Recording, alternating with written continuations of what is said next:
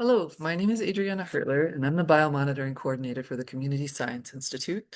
CSI is a state-certified water testing lab with a not-for-profit mission to inspire and empower communities to safeguard water resources by cultivating scientific literacy through volunteer water quality monitoring, certified laboratory analysis, and education.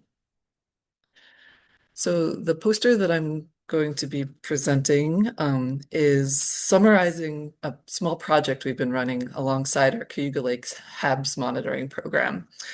We're basically trying to better understand the frequency, distribution, and toxicity of floating clumps of benthic cyanobacteria in the Cayuga Lake watershed.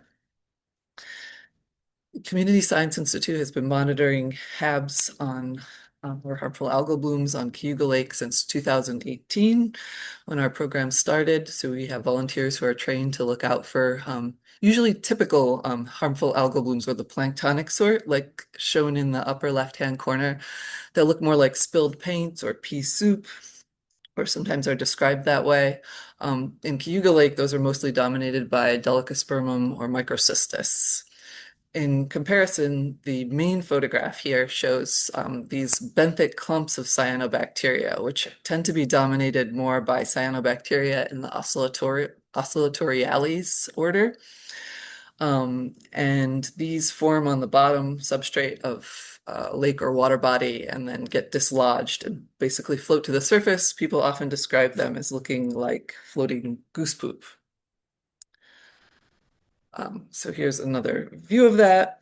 So volunteers have been reporting more and more of these HAB clumps at all seasons of the year. And some of these reports have also included samples that people collected, which we looked at the lab with microscopy to see what was to confer that there were cyanobacteria in them. And then we submitted these to the YAM lab at the chemistry department at SUNY ESF for toxin analysis. We had one sample that was collected and submitted in 2023, and then in 2024 and 2025, we continued this, and we have a total of 21 samples in the Cayuga Lake watershed that have been analyzed.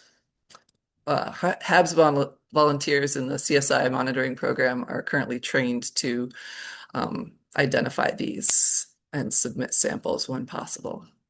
So summarizing those results, out of the 21 samples, 3 of them had measurable levels of anatoxins. 11 of them had measurable levels of saxitoxins. While these levels were low, it is difficult to compare one sample to another in terms of concentration because the analysis was done with dry material, so it's based on dry weight. And the amount that's reported depends a bit on how much of a sample was collected. There was no standard amount of HAB clump that was submitted each time. But this, we do plan to continue this project in 2026, training our HABs monitoring volunteers to be on the lookout for these.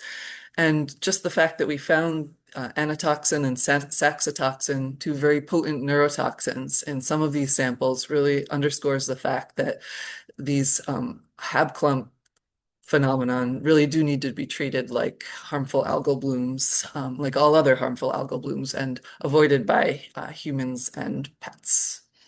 So thank you very much.